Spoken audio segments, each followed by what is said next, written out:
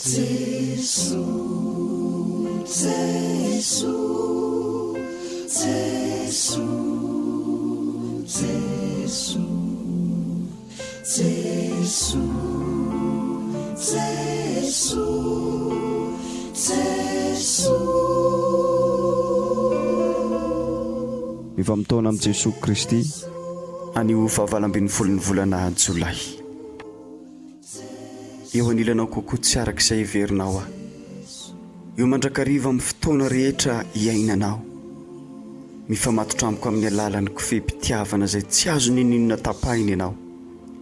Kanefa indraindray ianao no mahatsiaro irery satria tsy hita maso ny fifandraisantsika. Angatao aho hanokatra ny masonao azahoanao mahita na inona mitranga. Araka ny hatsapahanao mahay eo aho dia toy izany koa no ahatserovanao tena ho milamin-tsaina. Tsy midika ho fandosirana ny zava-misy izany, fa ny any fomba hifandraisanao amin'izay tena zava-dehibe amin'ny zava-misy.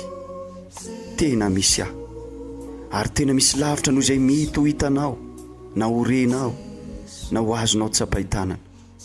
Ny finoana ny fahatokinany amin'ny zavatra tena iny, fa ny onany amin'ny zavatra tsy hita. Ny manam-pinoana dia ny mihevitra, fa ny zava-misy izay tsy takatry ny vavahady-tsainao. Asan'ny apôstôly toko 7:20, 7:20 okatra amin'ny 9:20. Nataon'Andriamanitra izany mba ahazahoany olombelona mitady azy, sao izy ireo mba mety maminavina azy sy mifandray aminy. Fa Andriamanitra dia tsy lavitra antsika tsirairay avy, satria ao aminy ho ivelomantsika sy etsiketsehantsika ary siantsika. Izany indrindra koa no nilazan'ny mpanao tononkira sasany teo aminareo hoe avy amin'Andriamanitra no hipoirantsika. Hebreo toko 1:12, 9:20.